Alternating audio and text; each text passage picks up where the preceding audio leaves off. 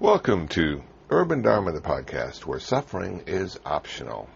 Hi, this is Reverend Kusla coming to you from downtown Los Angeles, from the International Buddhist Meditation Center in the heart of Koreatown. What you're about to hear is Class 2, Part 2 of a class I taught at Loyola Marymount University, and it was titled The Buddhist Eightfold Path, A Way to Happiness. So this is Class 2, Part 2 of a 10-part series of talks I gave in the spring of 2007 at Loyola Marymount University.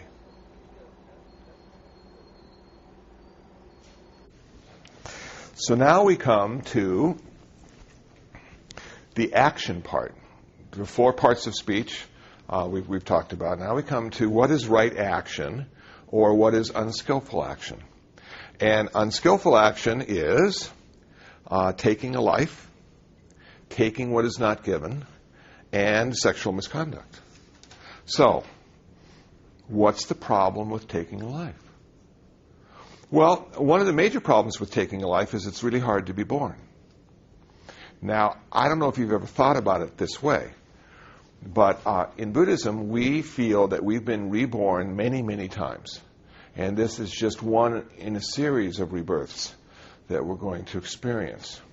So it's probably no surprise that Buddhists are here, as well as Hindus, because they have been reincarnated many times. But you Christians, this is your first time. What took you so long?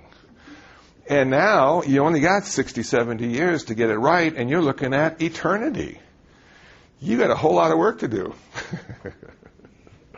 We can sort of, be slackers occasionally, figuring it's just another lifetime, So if you take someone's life and this is their only lifetime, wow, that's a big deal.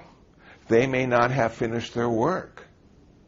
They may not be ready to get reborn. Even Christians are reborn one more time, So taking a life is a big deal. It's the biggest deal when the life taken is a human. And I know that might sound cruel to you, especially if you have cats and dogs. I have a cat and a dog that I take care of. And the little cat sleeps with me every night. His name's Fernelli. And he's the best little cat, but he has very little spiritual potential. He's pretty much instinctual. He reacts, he doesn't respond. And so if you had to choose between the value of a life, a human life would have more value according to Buddhism because of the potential of compassion and wisdom that the cat or dog lacks. Now, we shouldn't feel bad about the cats and the dogs because as a Buddhist, what we like to do is share the sutras with them so they can hear the Dharma. They can smell the incense burning. They can smell the Dharma. They see the statue of the Buddha. So they see the Dharma, and that's planting seeds. And they can be reborn then as a human being because of those seeds we planted. So all the little cats and dogs and fish and birds at our center have a real good chance of being reborn as human beings because we've worked hard. I like that idea. But what happens if you have to take a life? What happens if you're a police officer and you are paid to serve and protect your community and you find yourself in a situation where you need to take a life? What happens then? And I've had that question asked to me, and I tell them, don't take a life out of hatred and anger. That increases the karmic consequences dramatically. Take a life out of service and duty to the community, because that's your job. Have equanimity, have indifference, and don't hesitate. Can you imagine if you're a police officer and are weighing, should I kill him, should I not kill him? And I know they get into trouble. We've seen it on the news. But they don't have that luxury. They can't be philosophical. They don't have the time. They have to react, not even respond. And hopefully they've trained themselves and been trained enough to react in a way that will take care of the situation without increasing their suffering or karmic consequences too much. Now, there's a wonderful Zen story that illustrates what I've just said. A samurai warrior was protecting a shogun who got killed. And the samurai warrior felt guilty. It was his karma. And what did he have to do? He had to revenge the killing of the shogun. He had to find the person that killed him and take his life. Well, it took him a year until he found out what village this guy was living in. So at 4 o'clock in the morning, he went, knocked on the door, pulled out his sword, getting ready to kill this man.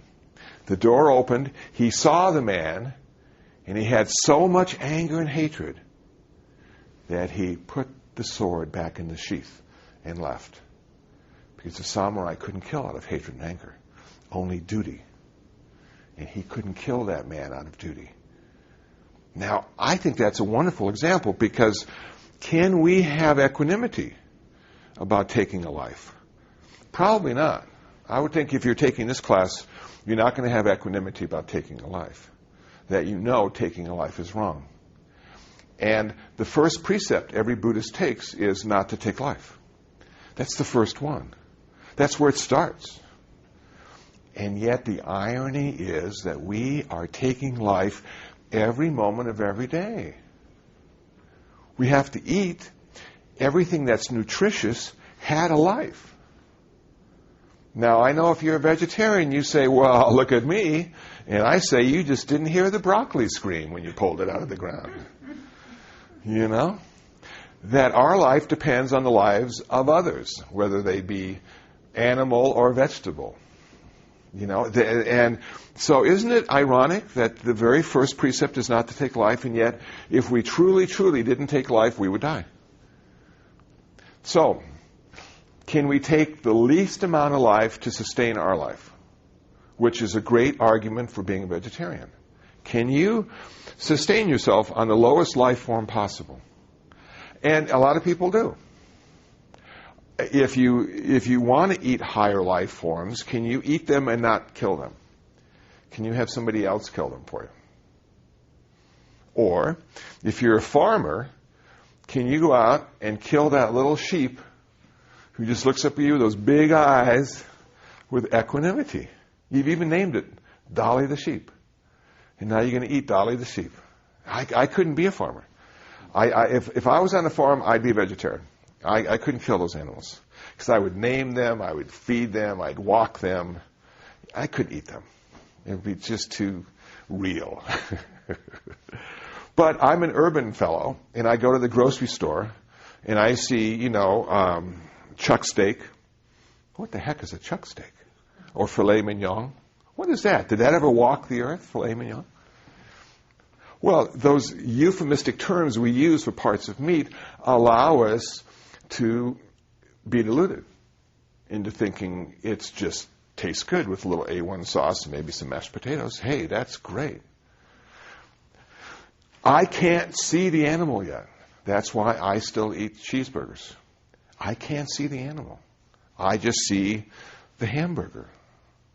I've been conditioned very well by years of McDonald's commercials. Golden Arches. It's a fun place to go to with all that death and destruction in the back, fried and greased, So taking a life creates a whole lot of suffering to us, and of course the person whose life is taken, or the animal whose life is taken. Taking what is not given creates a lot of suffering because we all think we own the stuff we have. And it's a conspiracy, to say the least. We go in and they give us a receipt. And sometimes, if we use a charge card, the receipt even has our name on it, showing that we now own this video iPod. It's ours to do with as we wish. And if somebody comes up and takes our video iPod, we feel violated because that's ours. We bought it. We have the receipt right here. It has our name on it. Do we really own anything? Of course not. Of course not. It's an illusion. It came to me back in the early 80s. I had just bought my first new car. It was an Opel Manta, sold by Buick. Flag blue, 4 on the floor, radio with audio cassette. I felt like I was in a Ferrari. $3,700 out the door. Man, I drove that. I felt so good. I'd be shifting and changing channels. Then one day I was going to go to work, and I went out into the driveway, and I noticed the window was broken. And where the cassette radio used to be, now I noticed there was just this sort of gaping hole there. And I was angry. And I went over to my car, and I said, "Car, who owns you? Don't I own you? I'm making the payments. I'm paying the insurance." And I listened carefully for a response, and my car said nothing back. And at that point, I realized I was just using my car until somebody wanted it more than I did. I was just using it until it was going to break or rust or be stolen. But I never owned it. And I can remember the following day looking in the mirror saying, do I own me? Am I in charge of me? Can I prevent me from getting old? Can I prevent me from getting sick? Can I prevent me from dying? If I can't even own myself, why would I think I own a car? Because I'm deluded. And everybody else around thinks they own stuff. So because of this ownership, we feel violated when our stuff is messed with. And in Buddhism, they get really specific about this. In the Thai forest tradition, which is the tradition at Abhayagiri in Northern California, I was at a conference. A variety of Buddhists, monks and nuns were gathering at the conference. It was a Western monastic conference. And that day at Shasta Abbey, we had freshly picked apples as our dessert. And one of the forest monks had a beautiful apple, large and red, and just looked so ripe and delicious. And I noticed another monk come up and pick it up and admire it as well and say, "This is a good apple." And he set it back down on the table. And that forest monk could not touch that apple until it was re-offered to him, because by touching the apple, ownership was transferred. That's how strict this stuff is. So if you're ever eating with a bunch of monks, don't touch their food, because then they can't eat it. Isn't that interesting? So ownership plays a very important part in Buddhism as well. And in the monastic community, you don't own stuff. You use stuff. The stuff is there to be used. And I always get a kick out of some of the temples in Los Angeles, because parked in the back of this sort of rundown Buddhist temple is a Mercedes-Benz. And you see the little monk get in the Mercedes and drive to where he has to go. He didn't buy that. It was given to him by a layperson who didn't want the monk to drive something that wasn't suitable for him. So the monk doesn't own that car. The monk just uses that car. And when I look at the stuff I think I own, I'm coming to the conclusion that, no, I really don't. I'm just using it until I can't find it anymore, or it doesn't work anymore. Or I lend it and it's not given back. And there you go. This is the stuff that I use. And if I'm just using it, I'm less attached to it. I can appreciate what it can do for me, but it's also a little easier to give it up as well, too. Last but not least is one of the most difficult aspects of the Eightfold Path, and that's sexual misconduct. And tomorrow I'm going to Corona Del Mar High School in Newport Beach. They're going to have a Diversity Day celebration, and they invited me to be on a religious panel. They said, "Kusala, you're the diversity. Please come." And I said, okay. And when I speak to high schools, sexual misconduct is a big issue. Because when I was young, when I was in high school, it was pretty black and white. It was pretty clear. There's a lot of stuff we couldn't do. And the rest of the stuff that we did do, we felt guilty about. And so, but now, what's to feel guilty about? Can't you do anything now? Isn't the whole purpose of having sexuality to find your true nature and be happy the rest of your life? And if only you find the right combination of leather mask and, you go, wow. It's so complicated now. I really feel sorry for the young people because they don't know right and wrong. I don't think, in the way I did when I was young. So what did the Buddha say about this? This is the coolest thing, I think. What the Buddha implied when he talked about sex was this. Sexual activity will never satisfy the desire for sex. And what that means to me is you could be 80 years old, had sex 10,000 times, been given the gift of Viagra, and still not be satisfied. You still haven't found the right combination. You can have sex all day and all night, maybe chemically induced, and still want it again the following week. My gosh, what a dilemma for us as humans. We don't even have a mating season. It's open season all the time. I often fantasized, wouldn't it be cool if at 40, arbitrary age, that we just lost all desire for sex? And so the second half of our life, we could devote that energy and fantasy to things that are really important, things that mean something, things that could change the world in a positive way. And I thought as I got older that I would have less fantasy. They're even more complicated than they were before. I'm more aware of them now, and I see that it is simply fantasy. But wow.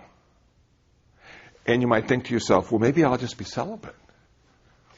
Well, the problem with being celibate is you have now a desire not to have sex. And the problem is the desire, it's not the sex. So if you have a desire to have sex and you have a desire not to have sex, you're going to suffer, but just in a different way. So the answer in Buddhism is to end all desire. And if you ended all desire, would you want to have sex? Probably not. And that's exactly what the Buddha did in his nirvana. The Buddha, before he achieved nirvana, was a prince. He had dancing girls who played musical instruments for him, wore sheer clothing. What a wonderful young life he had. Then he got married at 16 to a beautiful woman, had a child. And yet, when he achieved nirvana at the age of 35, he never had sex again. He had ended desire, all desire, for everything. He still ate, because eating was required to stay alive. He still needed medicine and shelter, clothing, but sex we don't really need to stay alive. Makes life a lot better, of course, but we really don't need it, ultimately. What did the Buddha say to monks and nuns? A whole lot. He said to monks in particular, if you penetrate another human being as much as a sesame seed, you are no longer a monk. Your ordination is forfeited. Even if no one sees you, you are no longer a monk.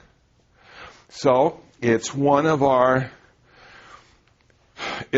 primary rules we follow. We have 4 root vows. Not to have sex, not to take what is not given, and there's a certain value connected to that. So if you take like more than $20 from somebody, you're no longer a monk. Not to take a life. If you take a human life, you are no longer a monk. And if you lie about your spiritual attainments, you are no longer a monk. Those are the 4 root vows. And all the other precepts, all the other vows that we take, come out of those 4. So those are really important. So sexual misconduct is a big one. And I was just listening to an audio of a monk who gave back his ordination after 19 years ordained as a monk. And why? Because he met this woman. He's getting a little on in his life. He'd been single and in community with other men for a long time, and then this woman came into his life. And he realized that he wanted to be with her. He wanted to share her life. And what did he do? He did the right thing. He gave back his ordination. And there's a small ceremony that monks and nuns go through to give back their ordination. And there's no stigma. It's not a failure.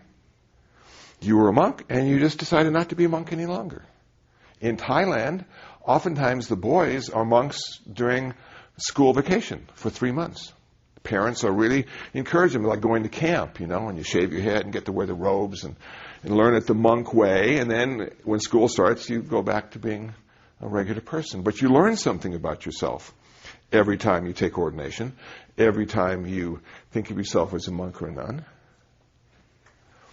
So there's no stigma in that, and that's the proper way to do it. And now he's a Dharma teacher, and he's leading retreats and talking about Buddhism, but he's doing it as a layperson now, not a monk.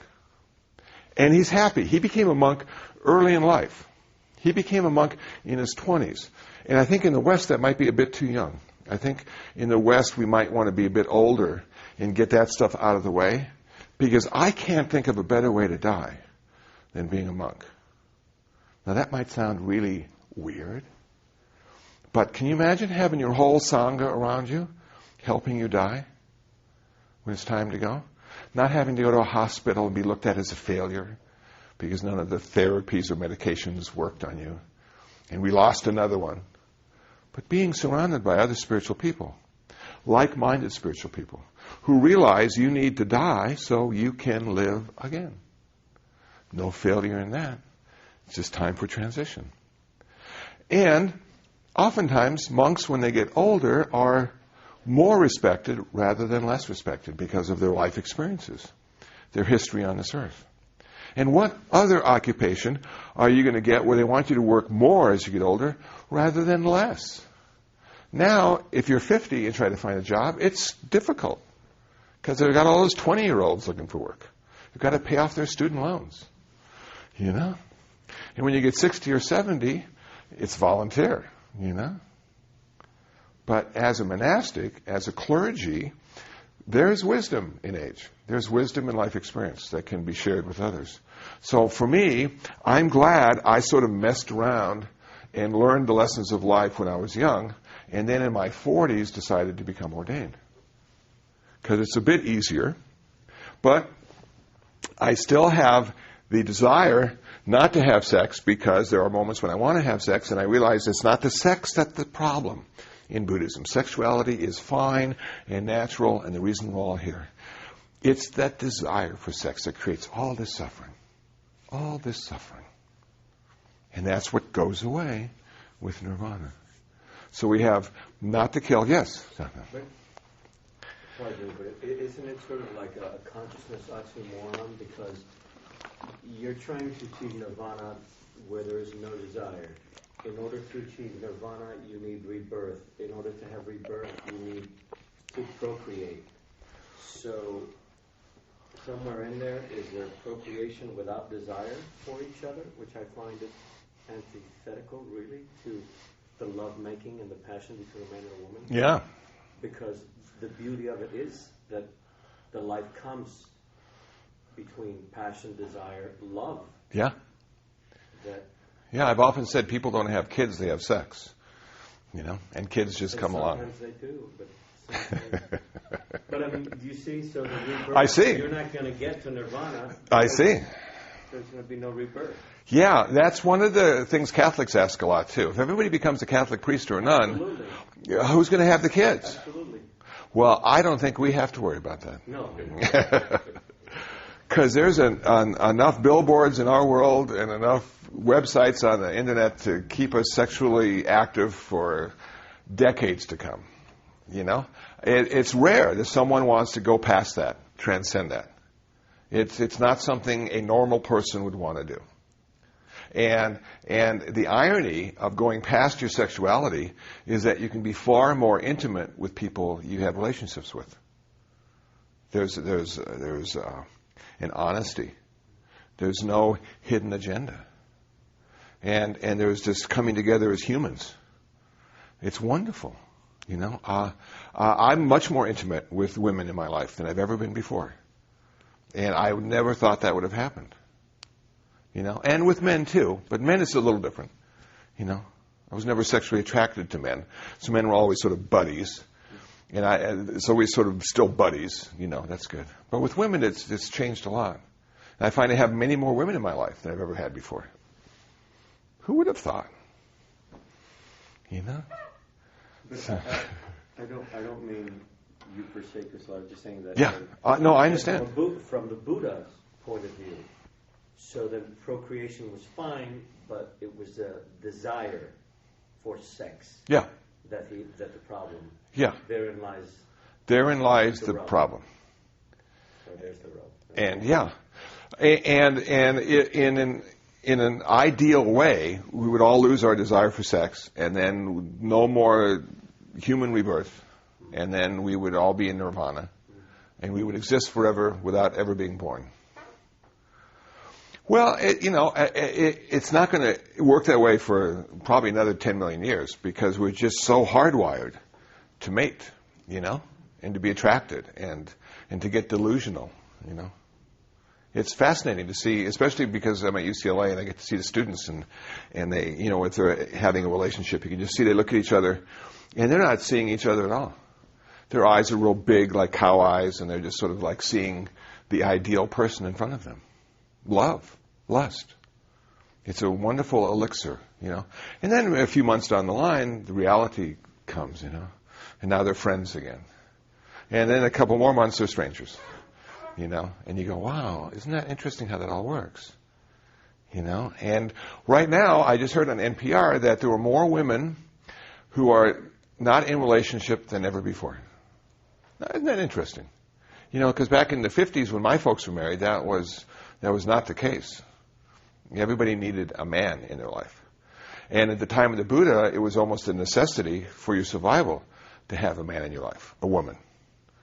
And now women are becoming, equal, liberated, and men aren't as necessary as they used to be at one level of looking at it. I'm thinking, wow, we've come a long way. You know, isn't that interesting? But what does that do to the next generation and the next generation and the way they look at relationships and they look at coming together? Does that mean now you're going to have to marry friends? Instead of being lovers and lustful, you're going to find a woman that you really like, and she's going to be your friend, and you're going to say, let's get married? What a radical concept that is. You know?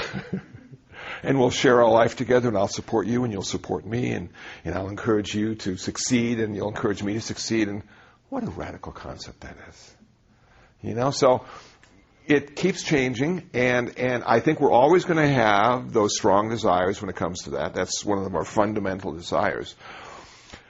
But if you find yourself in middle age, if you find yourself out of relationship, if you find yourself not in a career that's satisfying, if you find yourself at a place where happiness does not seem to be accessible, becoming a clergy is a very healthy alternative. It gives new meaning to your life. It gives you a whole new way of looking at yourself and others and your relationships. And it also gives you a chance at transcendence. It gives you a chance to be free. Free in this very lifetime. And what a concept that freedom is. Because none of us have been free yet.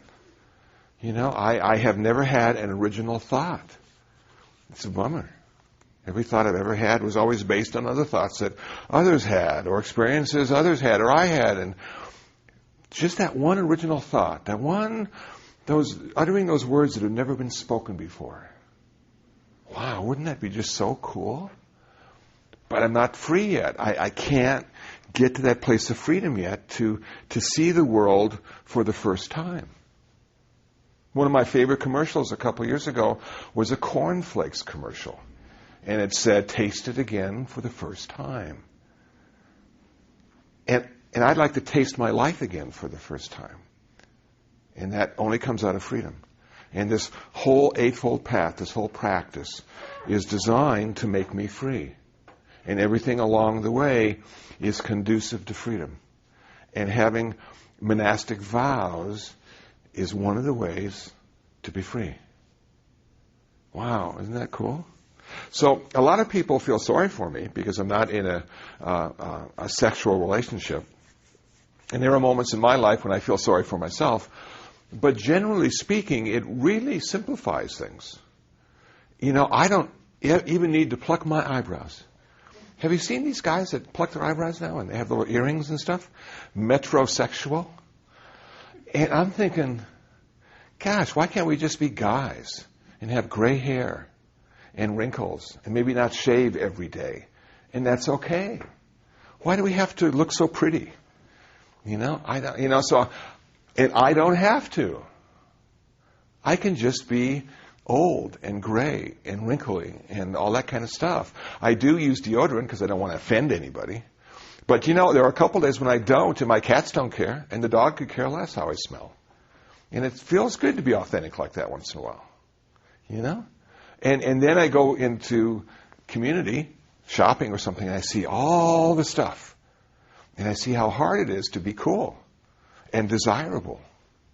And I don't need to be desirable anymore. That's a luxury. I can be invisible. And that might not sound like a luxury, but it's nice not to be noticed sometimes.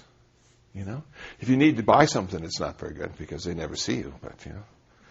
But other than that, it's like, yeah, okay, I can have my life. I can be free. I'm not subject to the same pressures that you are because you're in this community, and it's a very complicated community to live in, and be a viable member. And I don't have to be a viable member anymore. I have left home. That's what taking ordination is. You leave home. Home being the greater community. And you find your home now in another community. And when I dress like this, there's only one place I fit in, and that's at my center. If I dress like this, out there, I don't fit in anywhere. And people know it. Oh, he doesn't fit. Be careful. We don't know who he is or what he's doing, but look at the way he's dressed. Maybe he's trying out for UPS. We don't know. So it's this thing of freedom. And these precepts, this eightfold path, is really all about becoming free. Most cool. Man, I just talked too much. In the last 5 minutes, I'd like to talk about right livelihood because that's important. And I was asked at USC, I was giving a talk to some students at USC, and one of the guys was a business major, and his parents had spent all sorts of money to send him to USC. So he could make a lot of money, and he was feeling guilty about making a lot of money. And he said, is it okay for a Buddhist to make a lot of money? And I said, oh yes. Think how much more money you can give away. There's nothing wrong with having a lot of money as long as you don't own it, as long as you use it.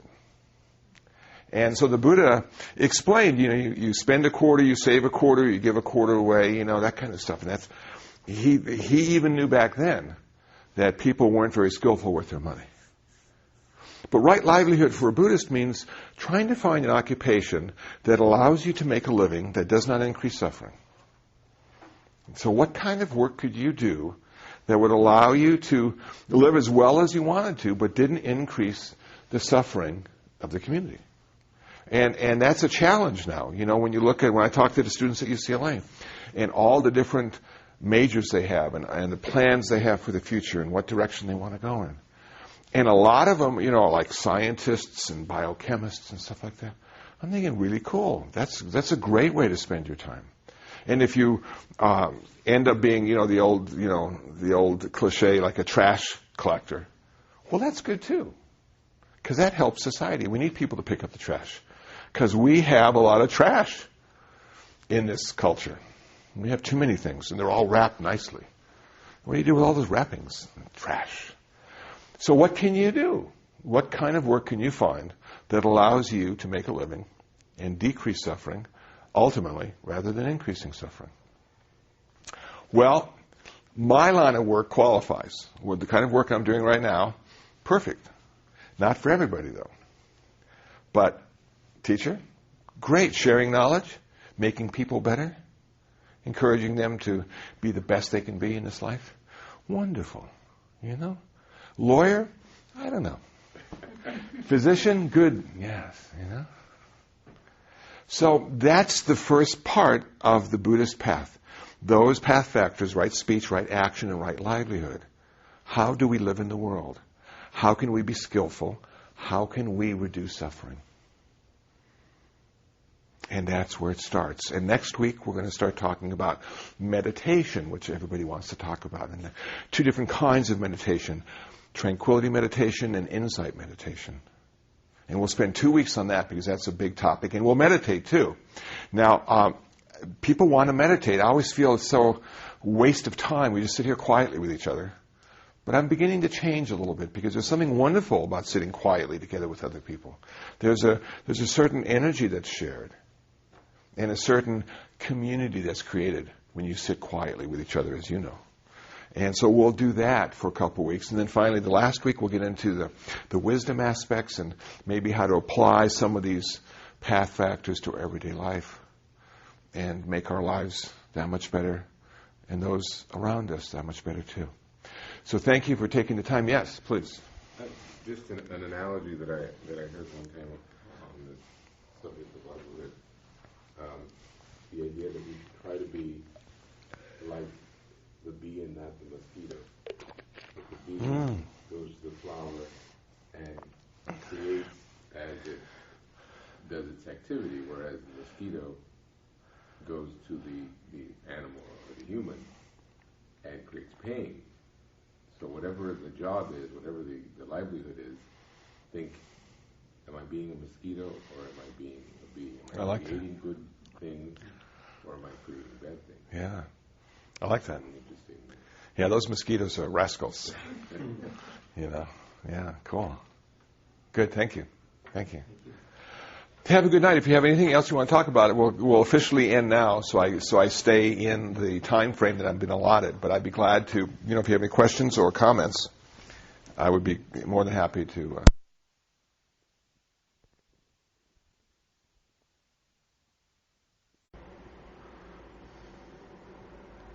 Well, that's it. That was Class 2, Part 2 of a 10-part series of talks I gave at Loyola Marymount University in the spring of 2007. Hope you found it interesting. Hope you found it useful. If you'd like to know more about me, please visit my website, kusala.info. That's KUSALA.info. If you'd like to download some free ebooks on Buddhism, please visit buddhabooks.info. That's buddhabooks.info. You can find more podcasts on iTunes. Do a search for Urban Dharma. And if you'd like to go to my website, you can find more podcasts at dharmatalks.info. That's dharmatalks.info. Well, that's it. Until the next podcast, until the next time, be happy, be peaceful, and most of all, be free from suffering.